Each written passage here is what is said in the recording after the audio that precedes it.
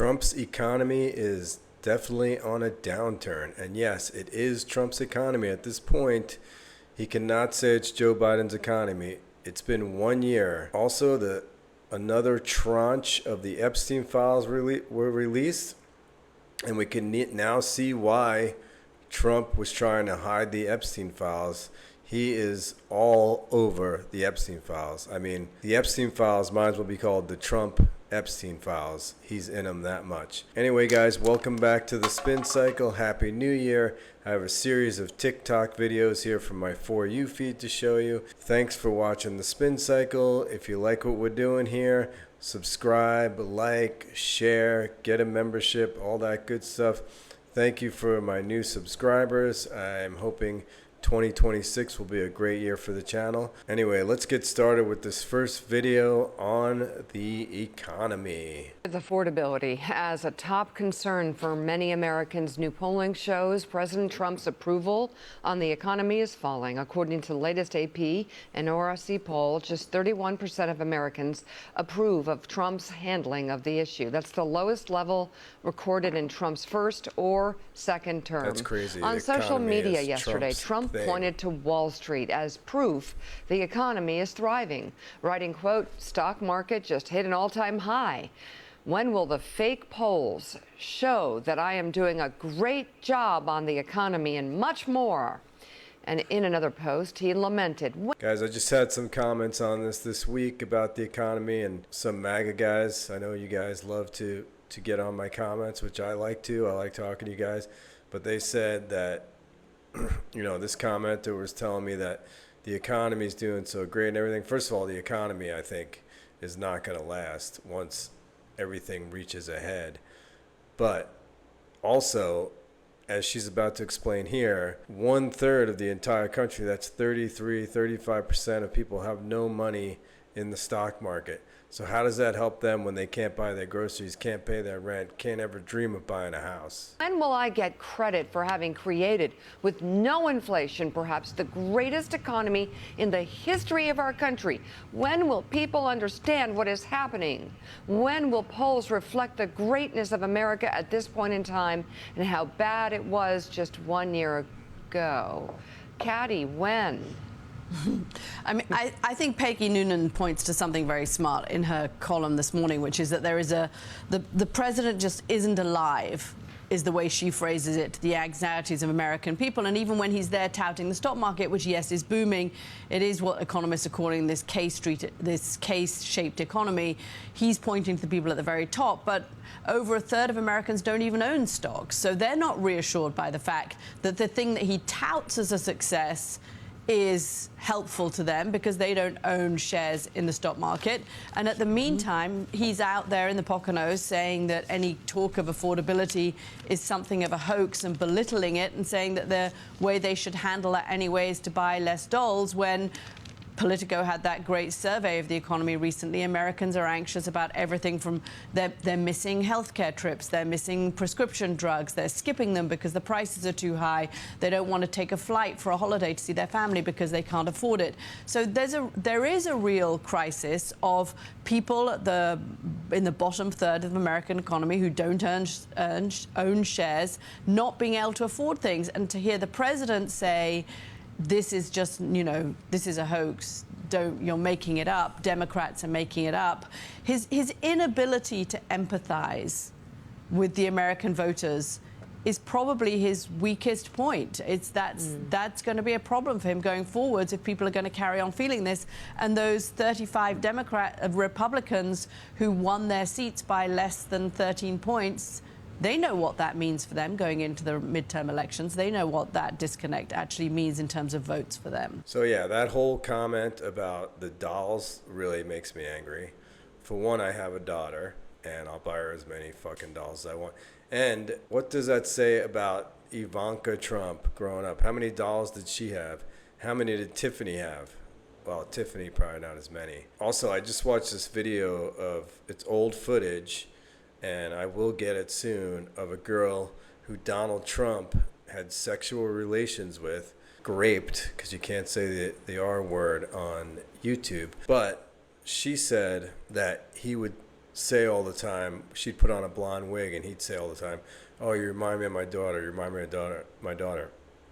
I just watched the video this morning, and he wouldn't say it in like the fatherly way. He'd say it in like, a malicious rapist way. Take that however you want. But first of all, the girl was 13 at the time. She says it right there.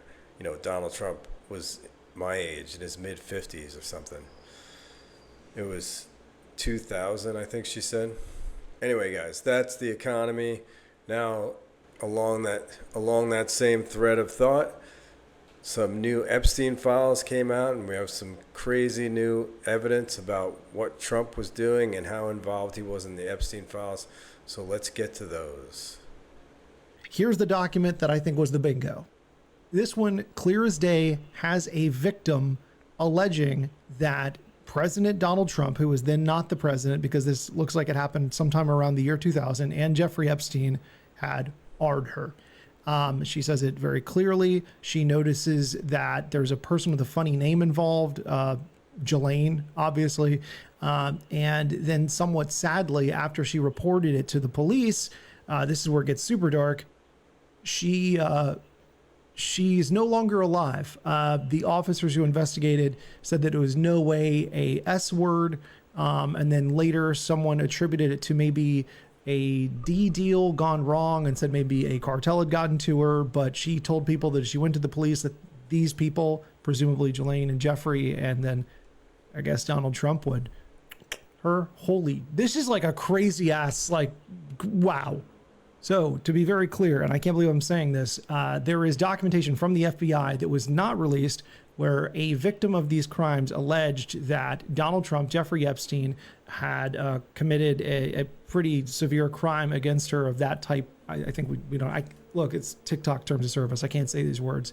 And then this victim later was a victim of another crime, presumably because she spoke up. This is like a crazy holy shit moment. Anyway, shout out to CoffeeZilla for realizing the canonical file structure, the people realizing there's a tranche of unredacted. Ask yourself this, guys. What reason does this girl have to lie about Donald Trump doing this? All you MAGA people who are protecting him, you have to look inside yourselves. You Christians, evangelical Christians who've protected him for so long. I know you think he's the next coming of Christ and everything, and he's going to come as a wolf in a sheep's clothing or whatever your predictions say. But you have to ask yourself, how long am I going to protect this guy? All this evidence comes out about the things he did to people. I mean, not only girls, he's done a lot of stuff to a lot of different people. There's the Central Park Five and all that stuff. But how long are you going to protect this guy? You have to ask yourselves that. Members of Congress aren't happy with how Pam Bondi's Justice Department has been responding to the recently passed Epstein Files Transparency Act. Releases have been late, they've been incomplete, and they've been full of redactions. Now, Democrat Ro Khanna and Republican Thomas Massie are pushing for the use of inherent contempt charges against Bondi. So what does inherent contempt actually mean? It's more or less just what it sounds like. A power that, although it isn't mentioned in the Constitution or our laws, Congress has to enforce its work and ensure its dictates are accomplished. Congress hasn't successfully used inherent contempt since 1935, though. That's probably because of more recently enacted statutory remedies. Congress can, for instance, ask the Justice Department to file criminal contempt charges, like it's done when witnesses have refused to comply with subpoenas. And it can also bring civil suits. But inherent contempt has some advantages with an administration that's unlikely to move forward to help Congress enforce its prerogatives. Congress can act alone. It doesn't need the Justice Department or the courts to bring inherent contempt. It doesn't even need the Senate. It can simply go on its own.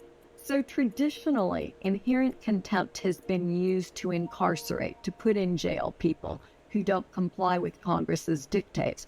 But there's strong legal support for the notion that it could also be used to impose fines. Inherent contempt is just the first step, Congress has much more serious remedies, like impeachment, at its disposal. But inherent contempt would be a modest first step toward getting the administration to comply with the law. It could lead to full disclosure for the public, and most importantly, the survivors, of the extent of Jeffrey Epstein's crimes and the people who were involved in them with him. So yeah, here's the deal, guys, with this. Pam Bondi and Todd Blanche, second in charge at the, Department of Justice. Pam Bondi being the first in charge. Pam Blondie, they call her. She's just a Trump sycophant. She does whatever Trump does. If you don't already know, the Department of Justice is supposed to be a separate branch of government, an independent branch of government. They don't take orders from the president. They're not attorneys for the president. They're attorneys for us, for the United States of America, for the people of the United States of America. But they've been slow walking the Epstein files out because they want to make sure, and they're paying all these FBI lawyers overtime to go through and redact wherever Trump is, pictures of Trump, videos of Trump, Trump's name, everything. I mean, they've screwed it up quite a bit, and some people speculate that maybe, it wasn't actually them screwing up. It was, lawyers within the Department of Justice that resent Trump, and they're screwing it up on purpose. But all that aside, the law says that only victims of the crimes are to be protected and redacted. This was a law passed by Congress and signed by Trump because he had no choice because of political pressure. But anyway, now those two congressmen, Massey and Khanna, they're going to enforce consequences on Pam Bondi and Todd Blanche for doing this because they're basically just breaking the law.